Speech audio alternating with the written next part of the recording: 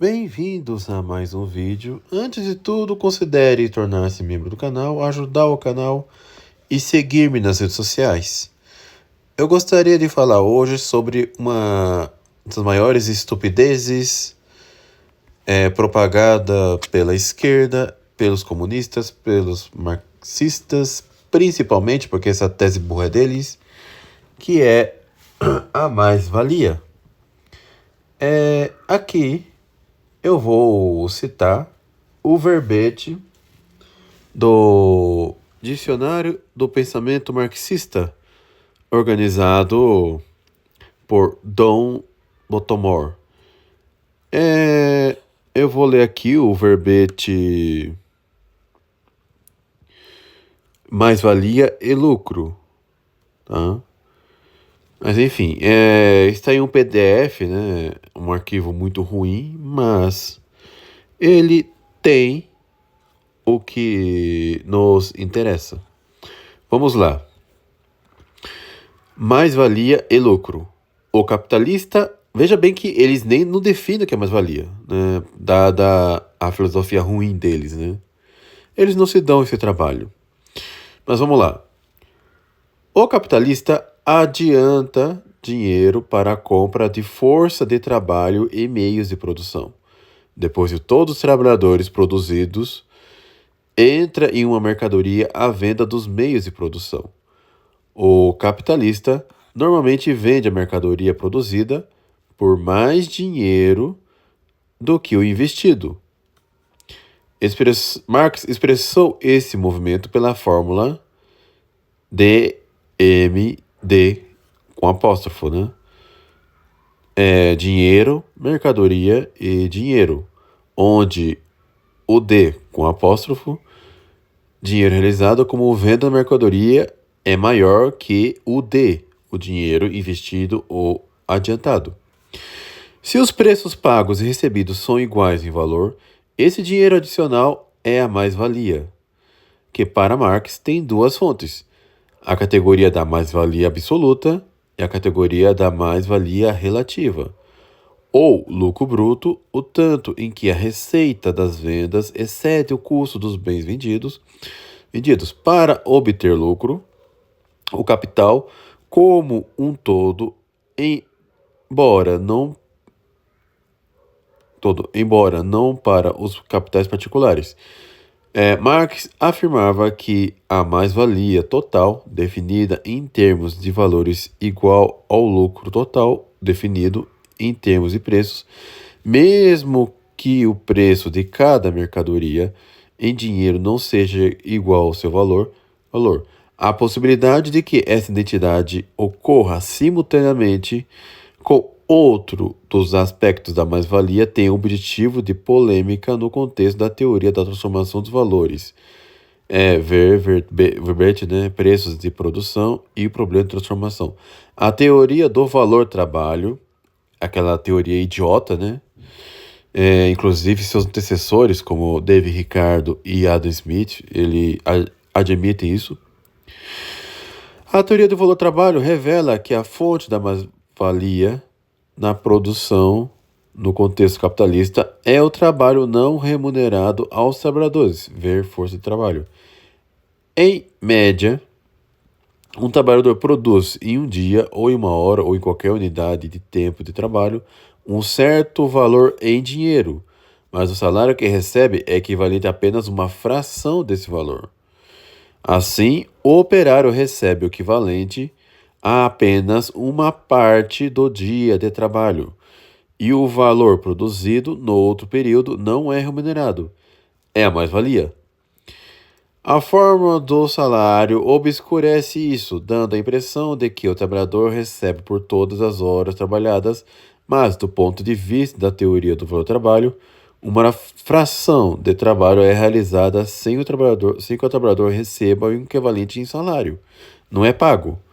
A cooperação dos trabalhadores no sistema capitalista de produção não é contrária nem aos costumes, nem às leis da sociedade capitalista, que considera o trabalhador como um proprietário de uma mercadoria, a força de trabalho, que está protegido enquanto puder obter o valor real dessa mercadoria se trouxer realizada no mercado. Só que, mesmo quando os trabalhadores recebem o valor total da força de trabalho, esse valor fica aquém do valor por eles produzido. De modo que, do ponto de vista social, uma parte de seu trabalho é apropriada pela classe capitalista como mais-valia. Os salários são gastos pelos trabalhadores para se reduzirem o tempo e produzirem. É isso mesmo, meus amigos, reproduzirem. Os salários são gastos pelos trabalhadores para se reproduzirem. O tempo de trabalho em que o salário é um equivalente pode ser considerado como o tempo de trabalho necessário à produção das mercadorias exigidas para a reprodução dos trabalhadores. Se fizermos a abstração da contribuição à reprodução social feita pelo trabalho que não é realizado para a fabricação de mercadorias, como o trabalho familiar e doméstico, ou pelo trabalho realizado segundo modos de produção que não se fundam na produção de mercadorias. O salário agregado corresponde ao trabalho necessário à reprodução dos próprios produtores, e a mais-valia ao trabalho excedente da sociedade.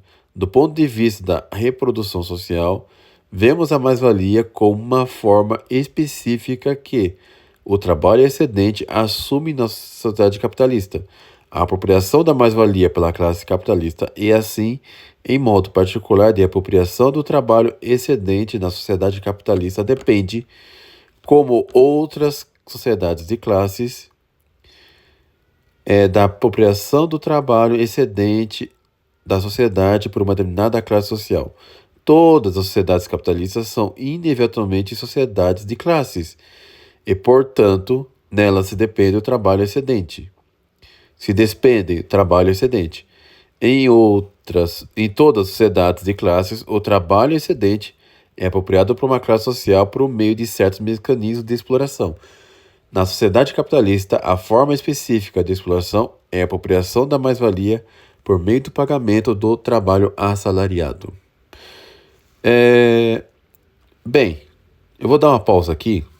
Como vocês podem ver, tudo funciona dentro dessa dicotomia explorador e explorado, opressor e oprimido, né? Para Karl Marx, o capitalista ele é sempre mal, tá? Ele é sempre mal. Por quê? Porque é ele quem aliena a classe trabalhadora, o proletariado, para ser explorado, tá? E veja que próprio Karl Marx ele considera uma sociedade de classes uma sociedade má em si mesma. Mas piora, tá? Piora. Veja só, o capitalista é obrigado a abrir mão da parte da mais-valia que vai como renda fundiária para os proprietários de terra. Ver o verbete, né? Propriedade fundiária e terra da renda. A parte restante da parcela que lhe cabe da mais-valia total aparece para o capitalista como lucro. Isso, por sua vez, é pago, em parte, a juros. O capitalista tem de pagar pelo trabalho improdutivo, ver trabalho produtivo e improdutivo, que realiza a tarefa de supervisão e financiamento da produção e comercializar a mercadoria. Se o capitalista adiantou empréstimo para financiar a produção, a parte da mais-valia transferir-se-á como juros para o financiador. O que resta no bolso do capitalista depois de todos os pagamentos é chamado por Karl Marx de lucro do emprego. O lucro pode tributar esse lucro residual e ficar com parte dele. Ao usar as medidas contábeis convencionais para o lucro, é essencial discorrer exatamente qualquer parte do fluxo de mais-valia real. É essencial discorrer exatamente qualquer parte do fluxo da mais-valia real vai parar das receitas. Marx usa normalmente a palavra lucro para indicar a mais-valia total, já que faz abstração, em grande parte de sua análise, da renda da terra e da diferenciação entre lucros e juros, lucro comercial e assim por diante. O Capital, parte 3, capítulos 1 a 4 e 21 a 39. Das teorias econômicas burguesas, a taxa média do lucro sobre o capital investido é considerado lucro normal ou juros, ou ainda fazer custos e serviços de capital e o demais lucro ou lucro econômico, é reservado aos lucros extraordinários resultantes de monopólio ou de inovação. O lucro normal, nesse sentido, é parte da mais-valia. Então, você vê que a ética do Karl Marx é totalmente economicista, né? Tudo se resume nisso. Há uma citação aqui do Aldo Zanardo, um marxista italiano, do seu livro Il Marxismo, que diz o seguinte: é a análise da relação entre o capital e trabalho que revela a gênese do capital. A força de trabalho é comprada por quem detém os meios de produção e é paga segundo as leis do valor, com um salário equivalente ao seu valor de troca, equivalente ao tempo necessário para produzir os meios necessários para regenerá-la, isto é, os meios de subsistência do trabalhador e de sua família. Mas o uso da força de trabalho, o trabalho, pode prolongar-se e é prolongado por um tempo superior àquele incorporado no salário. A diferença entre o trabalho fornecido e o trabalho pago cria uma mais-valia, e é desta que o capitalismo se apropria. O capital resulta da expropriação da mais-valia. Seu aumento será investido em novos meios de produção e produzirão nova mais-valia. Portanto, uma exploração crescente do trabalhador é impossível, pois, segundo Marx, obter uma justa retribuição do trabalho no âmbito do sistema capitalista. As condições do trabalho dos trabalhadores só se tornarão humanas com a revolução do sistema econômico e do sistema político, que é a sua expressão, né? Já que, segundo Marx, nós vivemos num estado burguês. E o que isso significa exatamente? Vamos entender o seguinte. Para Marx, o lucro do patrão é uma exploração em si mesmo, tá? É uma exploração em si mesmo. E para ele é imoral o patrão ter lucro, justamente porque está roubando a parte do trabalho do seu empregado. É assim que funciona a lógica de Marx, tá? Só que isso é estúpido, né? Primeiro porque se baseia na teoria do valor-trabalho que, pelo amor de Deus, a própria história já refutou. Tá? É estupidez achar que o trabalho agregado em uma certa coisa acrescenta valor a essa coisa. Sabemos que o valor da coisa, segundo a perspectiva da pessoa, é subjetivo. Tá? É óbvio que tem algo de objetivo, mas também tem algo de subjetivo. Depois vocês assistam ou ouçam, né, o meu vídeo sobre o capitalismo e também sobre a escola austríaca. Tá? Mas vamos lá. O austríaco Eugen von Bombawerk, ele refuta a mais-valia ensinando o seguinte, tá? O salário é antes um adiantamento. O patrão, ele paga o salário antes de saber se haverá lucro ou não. Ele presume o lucro, só que o lucro é incerto. Tá? É isso que Karl Marx não entende também. ele vai assumir os riscos, dando um adiantamento para o empregado. Alguém pode objetar, mas o empregado já trabalhou tanto tempo antes de receber o primeiro salário. Mesmo assim, é um adiantamento. Porque o patrão ainda não sabe se, a partir do trabalho exercido pelo empregado, vai obter o lucro depois. Tá? Qualquer um que tenha uma lojinha, e principalmente os que têm fábrica, entende assim. E segundo ponto, o risco é do capitalista. Tá? Porque se o negócio falha, quem vai arcar com tudo? Quem é que vai se ferrar? Tá? Quem é que vai ter que arcar com todos os prejuízos? Quem é que vai ter que pagar o último salário de todos os empregados que vão ficar sem trabalho? Quem é que vai ter que pagar os seus credores, etc. É o capitalista. Entendeu? É ele que vai ter que se virar nos 30. E o lucro é o prêmio pelo tempo. Tá? E isso daí é outra coisa que os marxistas não entendem. Os esquerdistas não entendem.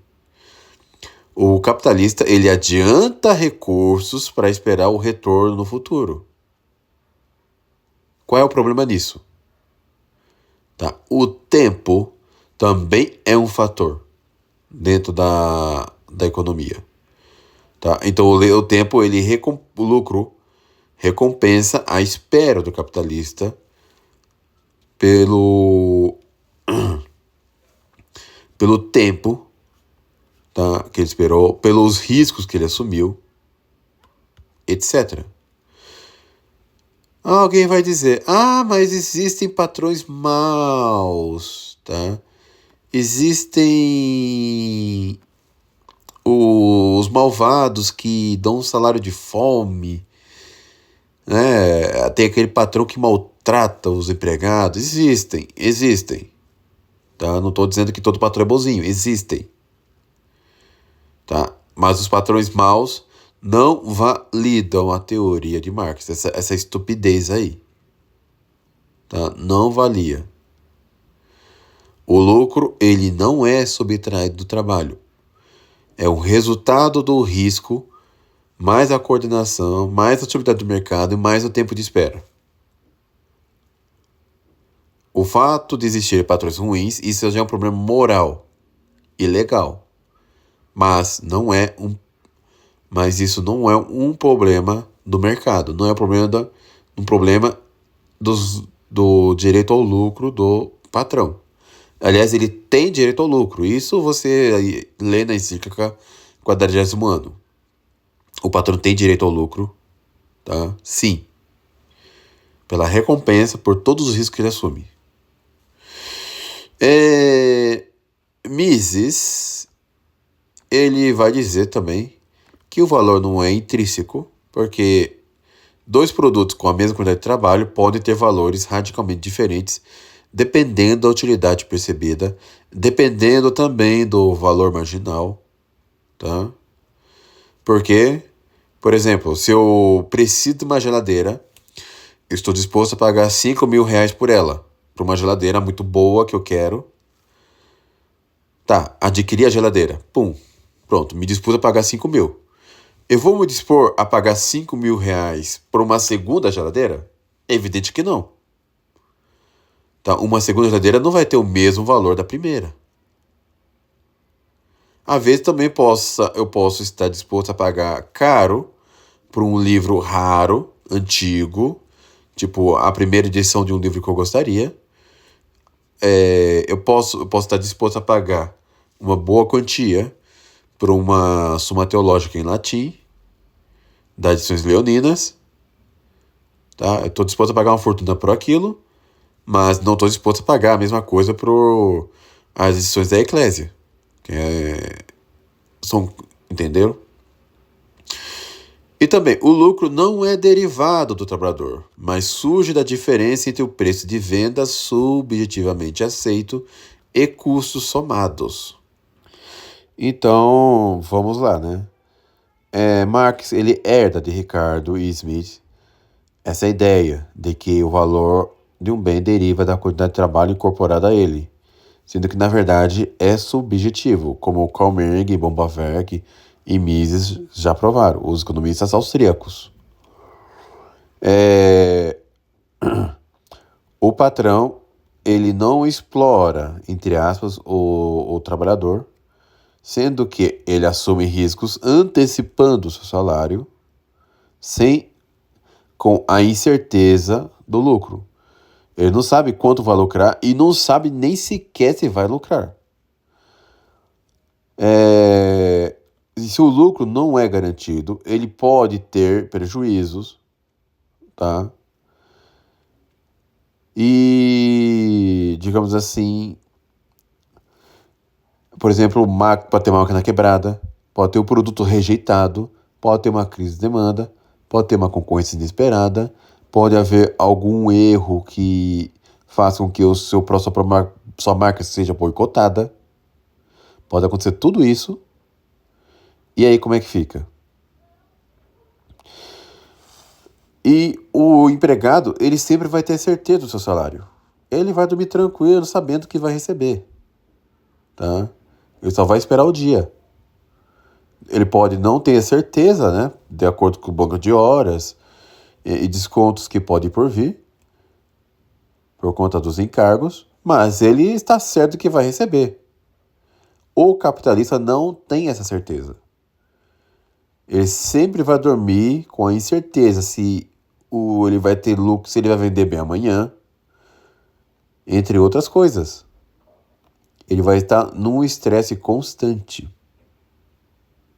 Tá? Não apenas para pagar salários, mas para pagar todas as despesas da sua empresa, fora os salários dos funcionários.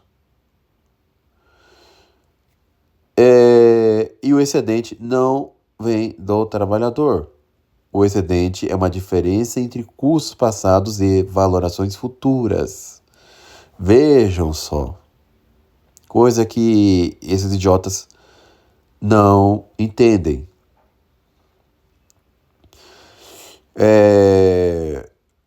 Mas enfim, o lucro, ele não é roubo, tá?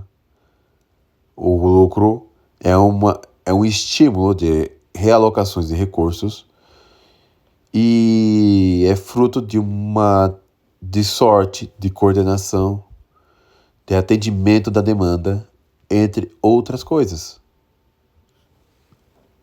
Então temos os seguintes corolários. O empregado, ele tem uma relativa segurança imediata. Ele pode não saber quanto ele vai ganhar exatamente, tá? Mas ele sabe que vai ganhar. Enquanto que o patrão tem uma incerteza radical, total. Ele não está certo do seu lucro. E quando o patrão quebra, ele vai ter que pagar todos os salários, tá? Dos funcionários. Ele vai ter que pagar os seus fornecedores. Ele vai ter que lidar com seus credores, com o banco, com impostos e diversas outras coisas. Ele não vai receber nada, tá? E os empregados vão receber o seu salário lá direitinho. Eu falo isso, meus amigos, como alguém assalariado. Eu não sou um capitalista, eu sou um assalariado. Eu estou ciente disso, tá? Então, enquanto que o patrão tá numa constante aposta, o empregado tá seguro. Tá? A gente aprende isso. Quanto menor o cargo que a pessoa quanto menor o cargo da pessoa, menos estresse ela vai ter. Tá? O que vai fazer o empregado ali, que está no nível mais baixo? Ele só tem que fazer o seu trabalho e acabou. Enquanto que os outros que estão acima dele vão ter que buscar resultados. Então, É isso que eu gostaria de comentar. Essa mais-valia, essa mais-valia do Karl Marx é estupidez, é idiotice, tá? Não tem como você levar um negócio desse a sério. Mas é isso, meus amigos. Imagine só, né? Imagine se eu resolver ter uma barraquinha de cachorro-quente. Eu vou contratar alguém para me auxiliar ali. Eu seria um explorador. É estupidez esse negócio aí. Então, fico por aqui. Fique com Deus e até um próximo vídeo.